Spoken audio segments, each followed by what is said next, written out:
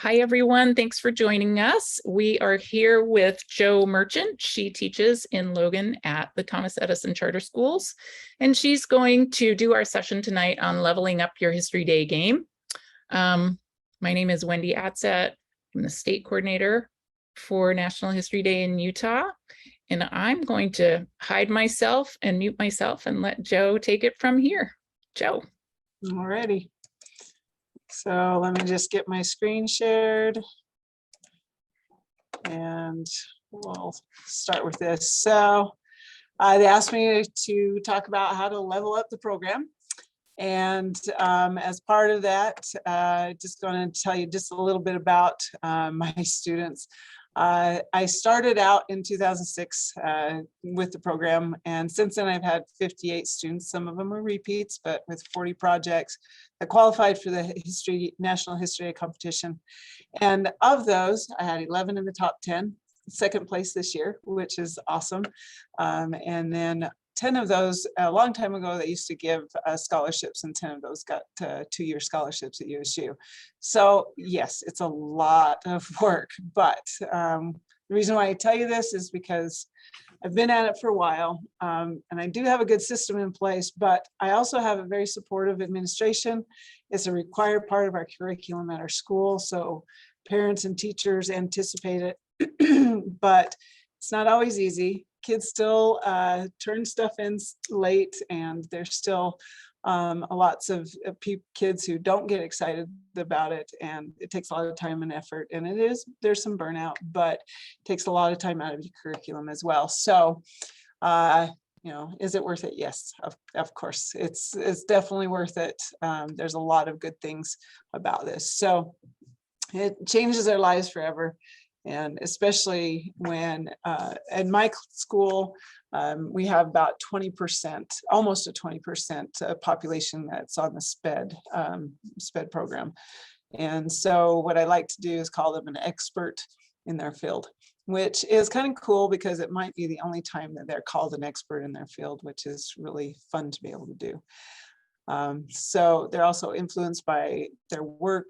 My son, Montana, he did a project on the downwinders, and he is a very big advocate of not testing nuclear weaponry. When a lot of people started talking about it again with the things that are going on with Russia, he was just adamant about it. And he did some more projects on it, and really was a big speaker about it at his school. So anyway, but kids obviously change history too. Sometimes they find things that they don't find before, and you guys probably have had the same kind of situation. If you're in this to level up, you probably have seen some of the things that they have found, which is really awesome when they find things that haven't been there before. So but they may not remember everything else in history in my class, but they definitely remember their projects, which is a really cool thing to do. So as we go through this, Lisa and I were talking before we started about the Scribble. I am staying with Noodle Tools. You guys may have been staying with, went to Scribble. So if you haven't experienced using Noodle Tools or Scribble, it is definitely something that's worth getting into to learn about. Our students at our school start using it at 4th grade. So we go through 8th grade at our school, but in 4th grade, they start to use it. 5th grade, they use it a little more. 6th grade, they use it even more. And at our school, we don't do the history fair in 6th grade. We just do it in 7th and 8th. So it might be different in your school, but it's really nice because then you don't really have to teach them how to use it. They're already familiar with it. So that's one way of leveling it up, is by having them use it at younger and younger grades. And then that way they're more familiar with it, and it doesn't take as much time to teach them about that. But I highly suggest, one of the things to do, I'm in the middle of my master's program. I actually am doing my capstone this term. And so I'm really excited about it. But what was nice about it is that I was able to create projects that I could show the kids and show them what real research looks like. Not that they need to be at that level, but it gives them something to kind of say, okay, this is what real research looks like, and this is my research. Maybe I can level it up a little bit more. so that I can kind of maybe not have only 10 sources, but maybe I could get maybe 40 sources or something like that. So anyway, Noodle Tools is a great way. If you're not familiar with it, I would definitely try to get familiar with it. And by the way, as we're going through, if you guys have any questions, make sure you let me know. I'll try to ask if you have it. So let's dive in. So the first step that we do at our school is we start as early as possible. So before school's even out, I have the teachers talk to the next year's incoming students so that they know, number one, what the new theme is. So before they're out for the summer, they've already talked about the theme, what it means. And the students have actually, because of that, they've looked at NHD examples. So to do that, I'm sure you're familiar with the NHD.org, where they show the actual projects from previous years. And so we do have them look at that, and then the teachers and the different grades, before they get to my class, they already have started using a word web or an idea web, or I really like the Gale in Context, the UEN library. And so I'm just going to show you that really quick.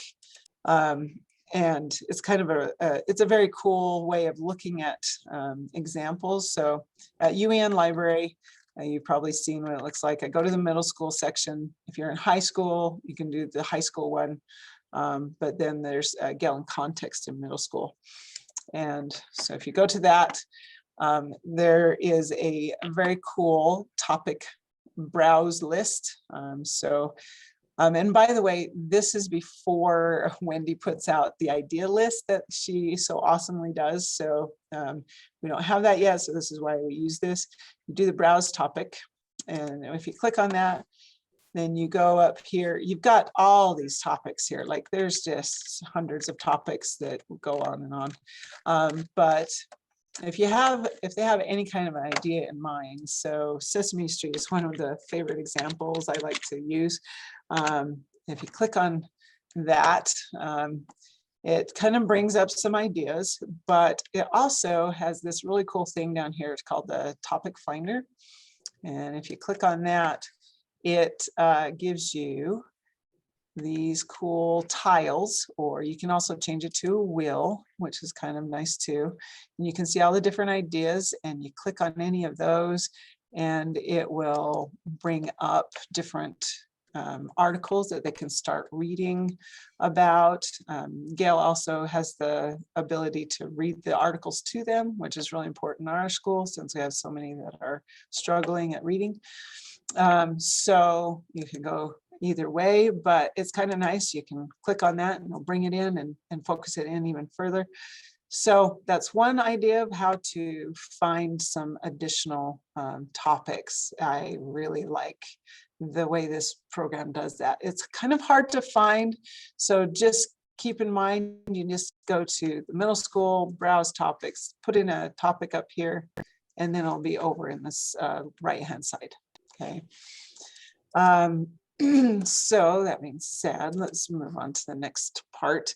I also do a summer workshop, and I often debate, is this worth it? Because yes, it's a week out of my summer, but I do have a lot of kids sign up for it because since they know they have to do it in my class, they come and they want to get a head start on it. So I just break it out by sections of the project. I just do 2 hours a day. It's 1 week, 2 hours a day. And I do it from 10 a.m. to noon. And each day is a new section. So we start out on Monday with a topic selection, and then we get ideas for layouts by viewing a website, the NHD website for examples. And then Tuesday, we talk about summaries, and we talk about how good quotes, what good quotes are and how to find them, which we'll talk about some of these more as we go through some of the assignments that I have for these. And Wednesday, we do context and the background and talk about what context is. And as you probably well know, context is very confusing for our poor kids. They don't understand what that is. So we allow a little bit extra time on that. And I use a bullet point, which I'll, not bullet point, a a target as part of that, and I'll show you that in a minute. But also on that day, we talk about what good pictures are to support the information. And then we talk about a thesis on Thursday, how to write a good one, practice with the other thesis statements. And then Friday, have that conclusion and impact. So that way, over the summer, they're still thinking about it. They're still working with it. They can read and read and read and read and read some more about their topic. And sometimes they do, sometimes they don't, but at least it's in the back of their mind. I really like doing the ideas in the spring and then the summer, because then that gives them the whole summer to really, they go on vacation as they think about all these things as they go. So first week of school, I give them a breakdown of due dates. But even before school starts, I send an email to the parents and tell them what the topic or the theme for the year is, and then ask them to start talking to their kids about it. I feel like this is a really important step because then the parents are aware. So if you can send an email out before school starts, this is a really good way of introducing it. But then I give a breakdown of due dates. So all my due dates are on Thursdays. And I give this to them the very first week of school. Every Monday, we have a research day in my class. I know this is for my school, a luxury. You probably don't have that kind of luxury, but it really does help. I have every Monday is solid, like it is a research day. If we don't have if we have a holiday on that week, then I give them Tuesday. So every week they have a research day in class. And then Thursdays are when the assignments are due. So I have found if I keep this consistent, then it really is, it helps kids with planning, with their homework and all that kind of stuff. So Thursdays also, it's kind of a half day where I'm explaining the new assignment. But let me show you the breakdown of the due dates really quick. So it gives them examples. So I have, you can see the due dates are all here. And by the way, this PowerPoint, I think I can have Wendy send it out to you or have a link on the NHD, I don't know, the Utah website. I'm not sure if Wendy can do that. But anyway, the links to all of my assignments are on here. But it shows the due dates. And you can see sometimes there's a couple of weeks in between where I don't have an assignment due. So that still allows me to keep that Thursday for regular curriculum. But when there's only a week in between, it's the 2 Thursdays that I do talk about the next assignment. So you can see this is kind of where we're at now. The summary of the event is due in 2 days for my kids. And then the next thing we'll talk about is context. So it goes through each of the assignments.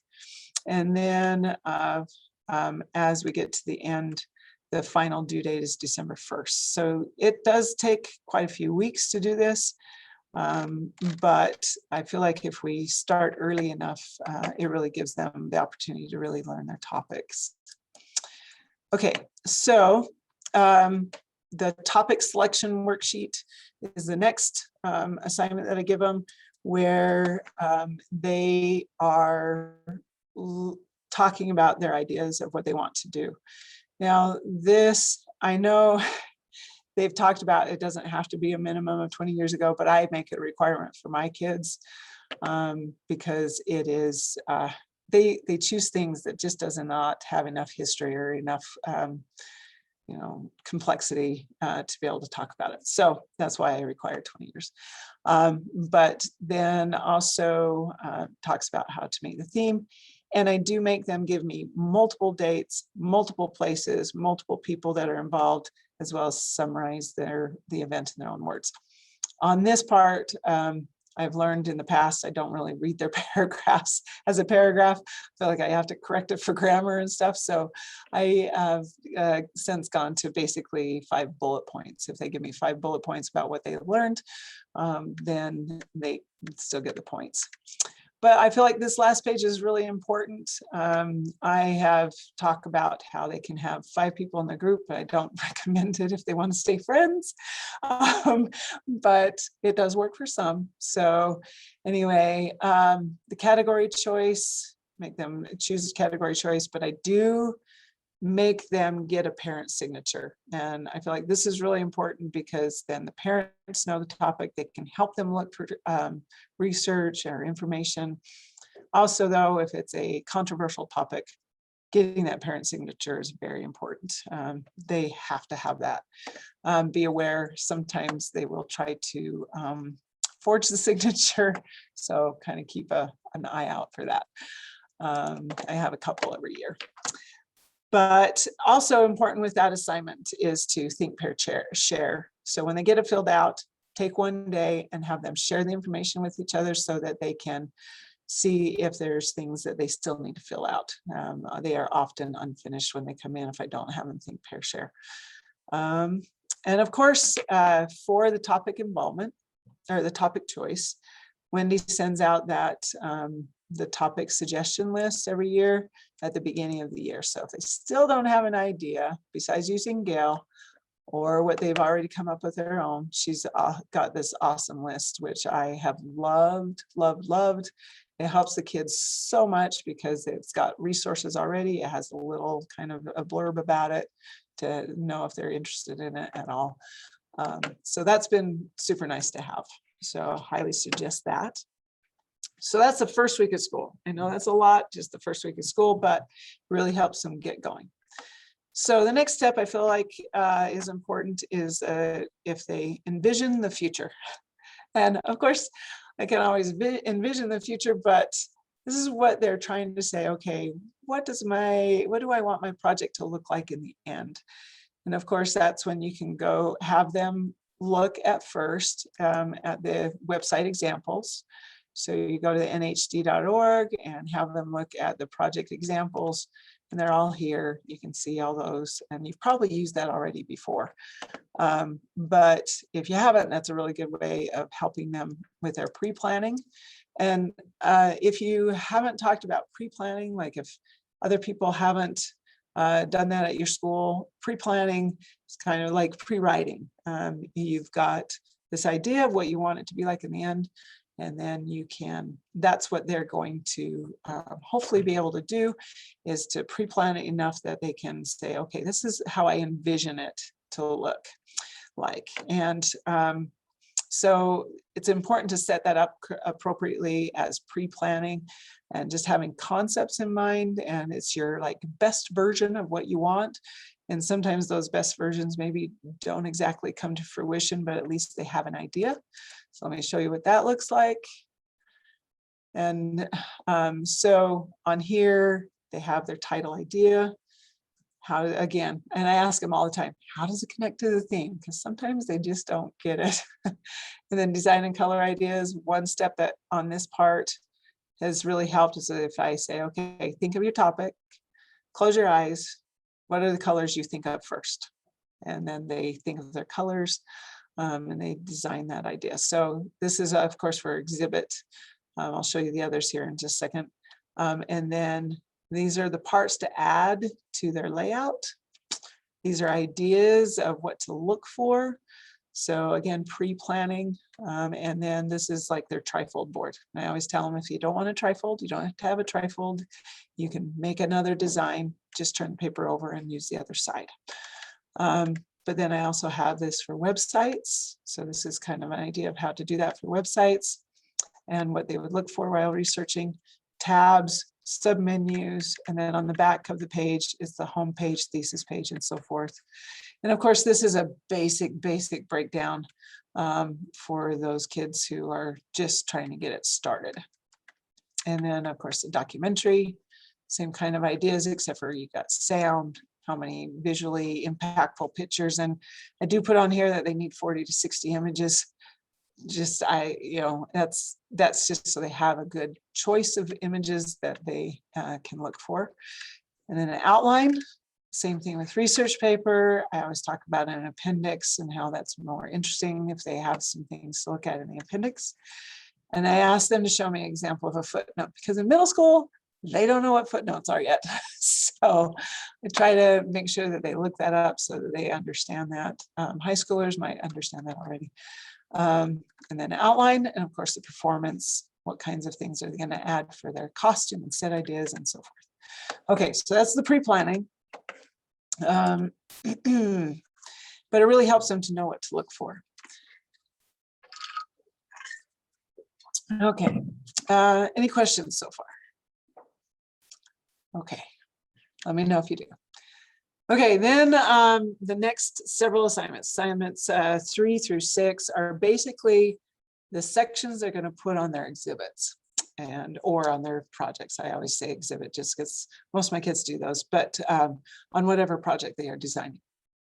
So the idea behind this was I wanted to break it down into chunks enough that they could have whatever they needed for that project, just to be able to put it on their board right away. So there's sections for that. So when they're finished with that, they should have everything they need. For middle school, I wanted to make it really easy for, especially for some of my kiddos who are on the lower end of the scale. Basically, it's one written paragraph, 2 pictures, 2 quotes, and 2 new sources every time these assignments come through. And I'm going to show you an idea for a quote worksheet so that they can see how to make a quote. But if they are in the high schoolers, I would suggest that they take the one written paragraph for this assignment and divide it into 3 or 4 sections, 3 or 4 usable sections, and then have them find a quote and a picture for each of those sections. And especially for the summary, so you have 2 sentences in the summary here, a picture, a quote to support that, another picture with 2 sentences of their own and a picture, or excuse me, and a quote to support that picture and the information written. And then also for high schoolers, I suggest that they increase the number of sources that they require. If they want to have any chance at nationals, they really have to have a lot of sources. And they do want them to have more academic sources. So I suggest Google Scholar. If you've never done anything with that, it is simply you just Google Scholar, type that in, go to that search engine, and it'll bring up journal articles and things like that. So that's for high schoolers. I'll show you real quick what a summary looks like. A summary assignment. Now I use Noodle Tools. We talked about that a little bit before we started. And Scribble, I'm not sure how it works with Scribble with their paragraph, like if you have places for paragraphs that you can write. But I have them turn it all in on Noodle Tools. You could probably do the same thing with a Google Drive. You could have assignments turned in on the Google Drive. But you can see here is the simple breakdown. Summary paragraph with an analysis of the story or event. And I talk about analysis a lot. We talk about it continuously in class. What is analysis? Is it just regurgitation of information? And so they hopefully try to understand that it's an analysis of the events. And then of course, I do tell them they can break that down more as they get further into it. And then of course, 2 pictures or documents and 2 quotes. The wiki quotes, brainy quotes, Goodreads. Ooh, I really mashed that into their brains that they cannot use those. They're just horrible sources. They get them from the event. Which reminds me, I'm going to go back to quotes real quick right here. The quote worksheet. On the quote worksheet, a lot of people don't understand, or a lot of kids don't understand what a quote is and how to use it. And so this worksheet is intended to help them understand that.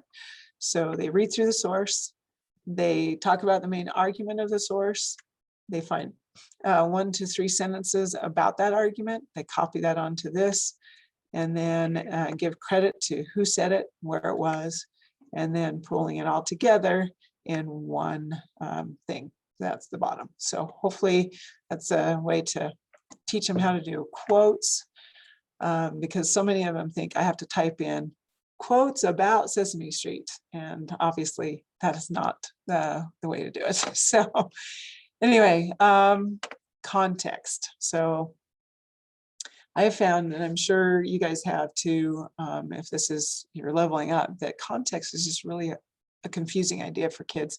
They don't understand what context is. And really context is really important for a lot of the judges is one thing that I found. So I use the concept of a bullseye, and you put in the middle of the bullseye on this context worksheet. I have a bullseye here. Hopefully it'll come up. It has, sorry, I'm not sure why it's taking so long. Okay, so their main event goes here in the middle. And I try to help them see, okay, so this outside event affected this event, which then affected that event, which then affected their main event. So I do have them work backwards to try and, get the context idea of, the background first, and then the broader picture of who else was doing the same thing at this time, besides what mainly affected their own topic. This has really helped my kids visualize what context means. So hopefully that's useful for you. But the same type of idea going back to just the assignment is you do a paragraph, 2 pictures, 2 quotes, and then an updated bibliography with 2 new sources. And so that's how that one works. But the bullseye has really worked well to try and help them with that. Okay, the thesis, obviously, the thesis format is hard for kids to understand too, because, it's not just a persuasive essay, it's, trying to get your main argument for the entire project done. And so we have tried multiple things. This is the latest thing that we've tried, how to write a thesis statement, talking about historical context and the main argument and the connection to the theme. So this is kind of our formula here. This is my colleague came up with this one, and I thought it worked pretty well this last year when we used it for the first time. And so you're welcome to use that. I'm sure you guys all have your own way of introducing what a thesis is. But I found it really important to actually give them ideas, like actual examples of a thesis statement or thesis introduction. So actually I have that on here. So what is a thesis statement? How do I create one? Kind of gives them a little more examples right here. And we think, pair, share a lot about what makes it a good thesis statement. What does it tell us? What do we learn from it? How does it fit the theme, and so forth? And these are of old ones. And this again, of course, is the how to write the thesis statement part. So I put that all together on this thesis and theme connection. And then you have to put that all on Noodle Tools again. And by the way, if you're not familiar with Noodle Tools, basically we have a picture on a note card, a quote on a note card. It's kind of the old format of note cards. Us older people who used to actually use 3x5 cards when we went and researched. We had put it in a little filing cabinet. It's that same idea with Noodle Tools. So there are pictures on one note card, the quotes are on one note card each, and then they turn that all into Noodle Tools for me to check. So that's what that all means on that. And they do have to put them in a pile for Noodle Tools. Please let me know if you're not familiar with Noodle Tools. I can try and work your way through it as well. But if you've been in Utah for a while and have been doing the NHD projects, you probably are familiar with that. Let's see. High schoolers, I believe they should understand what thesis is at this point, but who knows, they can use that thesis format as well. But it's really important to get a strong thesis. That I feel like we spend a little bit extra time on because a thesis is so important for the whole entire project. And by the way, I decided not to do the thesis until this point because they need to understand enough about their topic to really write a thesis really well. I used to try and do a thesis before the context, but they still didn't understand it enough. So that's why we add that in, have them create their thesis after the others. Then of course we get to the point where you do a conclusion and impact. This really is an important sticking point for the judges. It is very important for them to say, they always are saying, what's the impact? And so I really try to drive this home that they need to show long-lasting impact with their conclusion. And so I do have the same kind of format with this one again. It's a paragraph, write your conclusion. You can still break that up if you want to with more information. 2 pictures, 2 documents, 2 quotes, and then of course an updated bibliography. And by the time they're done with all these assignments, they should have 10 sources to work with, and 3 of them should be primary sources. So that's all the way up through the conclusion. And the judges, I also look at their rough draft, of their bibliographies a lot. It seems like they don't read the process paper as much, but they do look at the bibliography quite a bit. And so I do put that before the process paper and everything else. So they recommend only 2 or 3 sentences. This is a sticking point for the judges, because if it's any more than that, they call it padded bibliography. I do believe that's required now in NHD rules. They talk about that being only 2 to 3 sentences. But they can always have more sources. I tell them, hey, for one of my papers, I did 128 sources. So if they want to beat that, let's do it.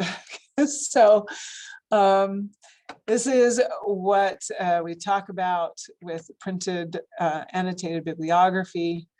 I do make them spell check, grammar, capitalization, punctuation, fluency, all of that. And by the way, this is when I also get the ELA department involved in this, so that they can make sure that the grammar, all the conventions are correct. And so I asked them to go over it with that in their English class, because I do feel like it's an English skill. I am very lucky to have our department being willing to do that. So I know that we're lucky with that. I haven't done that for very long. We're just trying a few different things with that, but it has worked so well so far. And they do need to give that to me printed. I've tried to do it online. I'm just not that type of person. So, you can decide how you want to do it, of course, because I'm a hands-on. I don't know. I can't figure out all the technology part of that. So, okay. So then, of course, the final step is putting their process paper together. I have to confess that at our school, our process paper is one of the very last things I do with the kids, because it's kind of an NHD requirement. And well, it is a requirement, but what I'm saying is that I feel like that's kind of the bottom of my priorities until we get them to go to regionals and state and so forth. And so at regionals, I really push that hard. We write that, we get it grammatically correct and so forth. But regardless, there's a title page that's required, and a detailed layout also. Okay, so let me break this down first. The title page, I give them an example of what a title page should look like. And we even do it together in class. So I tell them to type in their title. We have them type a space down, so many spaces and so forth, so that it's pretty consistent and it's done correctly. The process paper, it does, we talk about not more than 500 words, first, second, third, fourth paragraphs and so forth. Again, these are the questions that they have to answer according to the NHD rules. And I do have them read through a couple of examples when we do start this one. Okay, and one thing that I do that's probably a little different than some is I do make them do a detailed layout for their project.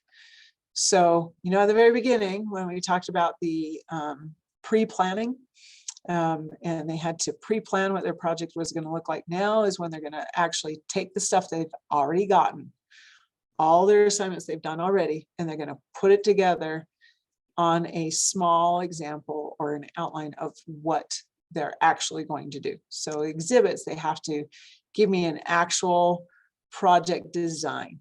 It's a miniature model of what they're going to look like. So they have to have their details. They have to have what pictures are going to go where, what quotes are going to go where. They have to lay it all out so that they're thinking through the process of how they want to put it together. And I am always surprised when they're like, can I have my layout back? I need it back. I need it back. And I've only had it for one day to correct it. But they want those so that they can, really start putting their project together, because they've really put some thought and effort in how to make it look. We actually had our graphic design department also help with this, where they came in and do a presentation. We have a guy who works for Fox Pest Control, who comes in as a favor to me to say, hey, this is what good graphics look like. This is how to put a project together. It's pleasing to the eye. And he talks about angles and spacing and stuff like that. So I have him come in before they start to design their exhibits. Websites, I have them look again at the NHD examples, and they start to put that together. Research paper, they have to give me some of their first few pages with footnotes, so I can check the formatting and so forth. The documentaries, they have to have a documentary started so I can see the opening sequence and so forth. And the performances, they have to give me a script and show me their props and so forth that they have already started to gather. So this way I know they're starting to work on it. I know that things are starting to come together. And then, which brings me to the next step, is they have to actually show me proof of progress. So I make them show me before Thanksgiving break that they've actually started on it, started putting it together physically. Like they have to show me that I have paper and I have my board and I'm starting to cut things out and things are printed.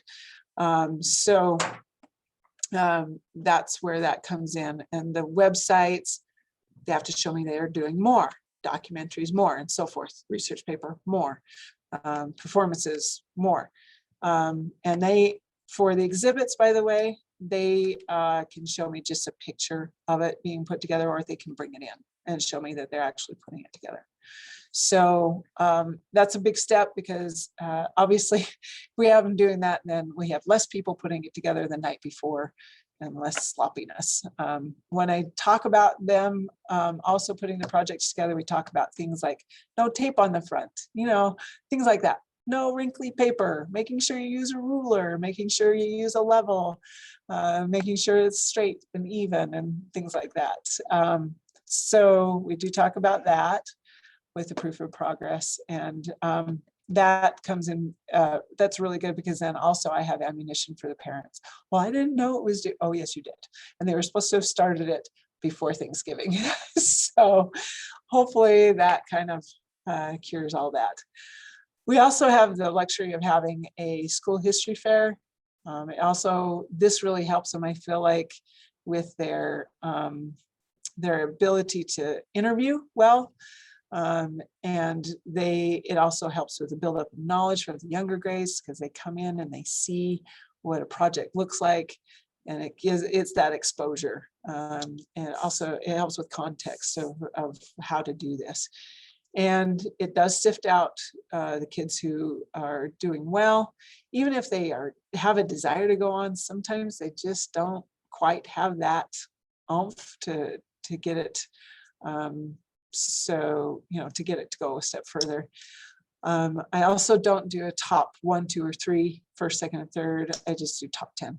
And then that way, if they feel like they can go on, they do. If they don't, I still have a few go on, and it allows that flexibility with that. So that's the school history fair. We do that December 13th, or excuse me, the week before Christmas break. So whatever that is for you guys, but that's for us, it'll be the 15th this year. And then one thing that's really, really, really important is after the school fair, those kids are going to go on. I make them come in for consultations. So they have to come in with their exhibit or their website or their documentary, whatever. And they have to bring their judging forms that they had from the school fair. And if you don't have a school fair, I still would have them come after they put everything together, really talk to you about, hey, this is what a good project looks like. Ask the parents to come if they can, so that they are aware of what needs to be done and can kind of guide the students with what they need to do. So When they come in, first thing I look at is their thesis. Is it clear? Is it readable? Is it understandable? Does it actually support, is it supported by the things that are on their exhibit? And one thing I always tell them is whatever's on here has to go back to your exhibit. Does it link to your exhibit? Excuse me, not exhibit. Your thesis, sorry. Does it link to your thesis? Does it support your thesis? If it doesn't, you got to get rid of your babies. I'm sure you guys have heard that before. You got to get rid of your loves. And if it doesn't support it, then maybe it's a cool fact, but maybe you need to have a section about cool facts and not something to support the rest of it. The other thing we look at a lot is the impact. Does it impact? Does it tie back to the thesis? What kind of impact does it have? And so a couple of other things to think about is pop culture seems to be a big draw for the judges. They really like things that come back into pop culture. And sometimes it doesn't work at all. If your topic is an older topic, that doesn't work. But if you can tie pop culture into it, the judges really like that.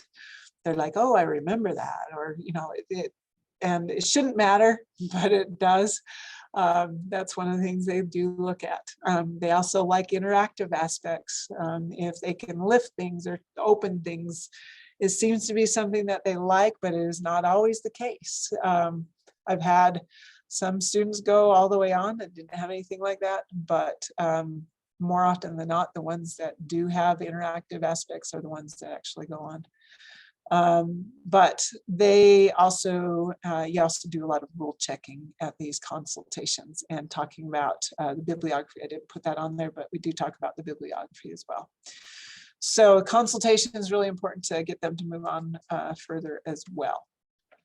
Okay, so that's actually the end of my slideshow. Do you guys have any questions or comments? I was trying to keep it right under an hour and it looks like we're right about there. So I'll stop sharing my screen. And all right, you guys have any questions, comments, ideas? I'm really impressed with what you put together there. I want a copy of everything. Well, it is on the slideshow. Wendy, is it possible to share with her? Yeah. Okay. Yep. Cool. Everything's there. It's all, you can view it. You'd have to make your own copies, but you can view it and you can definitely have whatever is useful to you. Thank you so much. That was fantastic, Joe. Have you, and I just was thinking about this, because I had a couple of students mention this when we were sitting at state last year and what project we're winning.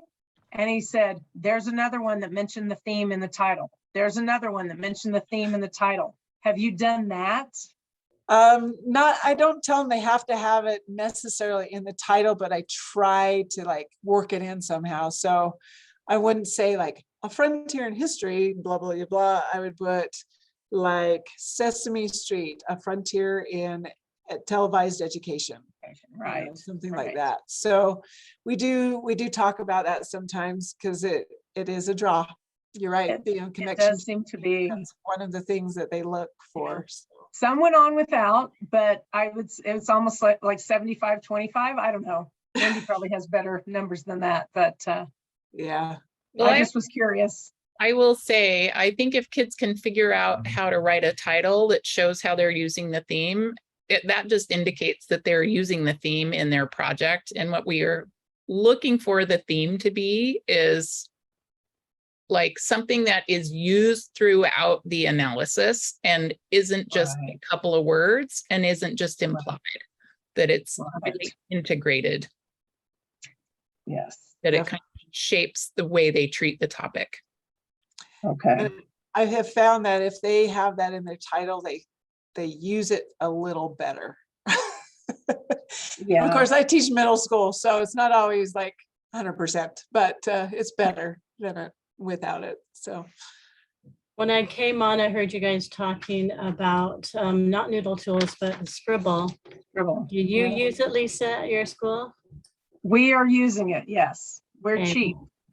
No, we just got introduced to it this summer, and so my kids are going to use it this year. I just wondered if you've had good success with it.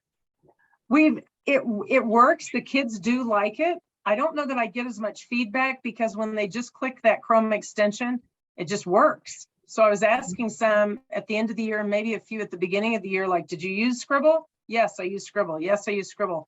I had a couple of holdouts that used Noodle Tools last year and want to use it again this year, which, you know, the state isn't paying for, but Scribble, I think it's going to work for them. It's not as finessed, I don't think, as Noodle Tools, but Wendy's done a lot of work with Vincent that created Scribble, and it will work for History Day. So there've been a few little glitchy things, but they did say that they were having trouble the other day, and they had some fixes, some patches going in and fixing things. They're incredibly, you can reach out to them, to their help, and they're very, very, they respond quickly and promptly and kindly to any issues you're having. And so, but the kids love it because they just click a button when they're on a website or on a, you know, on an article on a database. They click a button, it puts it in their library, and they have it, and it will put it into the bibliography, but they just have to make sure, because what I found, sometimes if it's a PDF or something, it's not able to pull out the author, it's not able to pull everything out of the PDF, but they do have a spot where you can go in and edit the citation, and the students can add that. So if you make them do that from the get-go, I think it's easier than if you try to have them do all of that at the end. I agree. So that's just my 2 cents. Thanks for sharing. Yeah. Hey, I Joe, I didn't Go ahead. want to change, so I kept with Noodle Tools. I made my, I don't blame asked you. my school to save me for 1 year. Save me for a year. Please Yeah. don't make me do this yet. Hey, and maybe they'll get all the bugs worked out before next, you know, before you have to use it. Yeah, that would be nice. That would be Yeah. Joe, I wanted to ask you a question because towards the beginning you were talking about how you have Monday as a research day and Thursday as a turn-in day.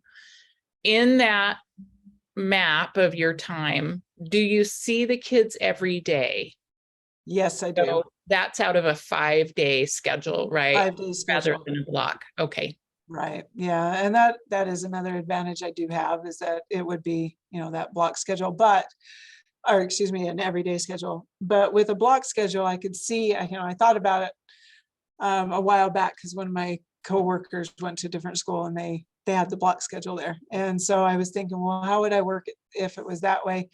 And I thought maybe where they would have that 2-hour, I might have them do the work for an hour and then introduce the next assignment that same day, so that they can work on it, even though it's not due till the following week.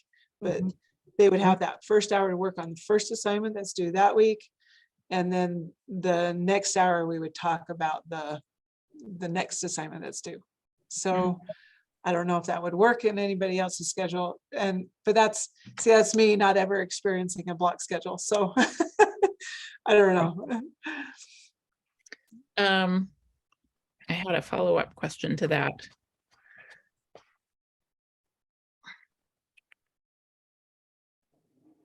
Do your kids do most of their work in class, or are they doing a significant amount of this work at home? Well, it does depend on the kids. So where I have a SPED population, those kids don't do their work at home. They just don't.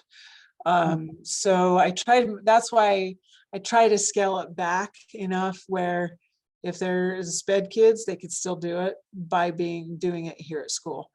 And that's why it's 1 paragraph, 2 pictures, 2 quotes. But if they're an advanced kid who I have multiple in 8th grade, where I do it in 7th and 8th grade with both of my classes, I can build on their experience, which is super nice. But my 8th graders are so amazing. By now they only need 5 sources, but the majority of my 8th graders, even the SPED ones, have at least 8 to 10 sources. And that's this early in the year. So so they do, some of them get excited enough about it that they work on it at home. And then I also, because of that summer workshop, some of them get started early and then they're, doing more than that. But I would say probably the majority of it they can do in class because of that 1 day research and then the other half day of working on the new assignment.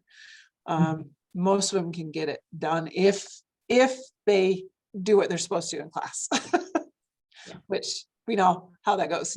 So some of them get it done, some of them don't. So Do you require them to have like a book or 2 books, or do you accept any type of online source? I used to require that, but with this whole computer age, I've decided that's no longer valid. Just because they can do work on Google Scholar, which is a really, awesome source. They can get online books. So I do suggest that they do, and especially those kids who are going to move on, I ask them to find some books, some reference books. And I have quite a few, and throughout the years, I've gathered those that are the constant, baseball ones and all those that are like the typical books. So I have a lot of those in my room that I let them borrow for that. But I just kind of feel like it's no longer a valid argument to have a book, a physical book in hand for these kids. As they go on, as they get more advanced, high school, maybe that would be something, because they don't understand what real research is until later. But I feel like it's just too overwhelming. If they sit there with a book in their hand and they're trying to find information, they don't know how to skim it yet. They have no idea how that works. And so high school probably could handle that a little bit better. Maybe your, advanced kids like Lisa was talking about earlier, that they could probably do stuff like that. But my kids, it's not going to work. So.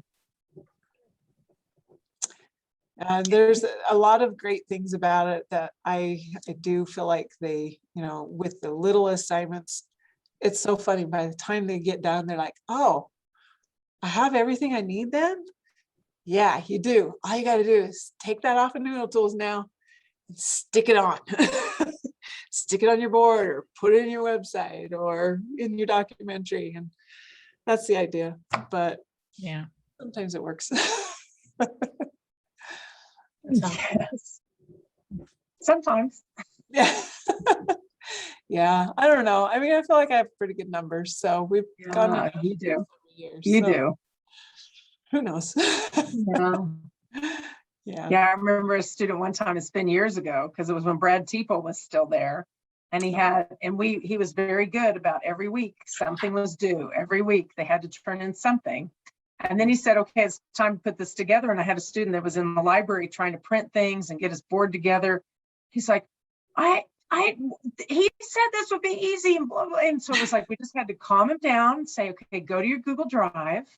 Where's your first assignment? He's like, here, okay, print that. Where's your second assignment? Here, print that. And he printed, his historical context and the buildup and the main event, and then his short-term impact, long-term impact, and everything. And it's like, okay, now you have all your pieces, let's just put them on a board. And he's like, oh, it's all here. And it's like, exactly. And then the gal who was helping, she goes, now apologize to Mrs. Pockris. Yeah. So he's like, oh, okay. I thought, this is awesome. It's all here. He actually did it. He turned it in. He had to turn it in every week, and there it is. So that was good. Yeah. I do. And it's hard.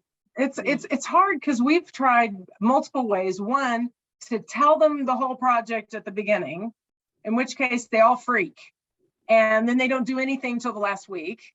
Yeah. Or you don't tell them, and it's like a secret, and you just say, here, we're just going to find out this about your topic.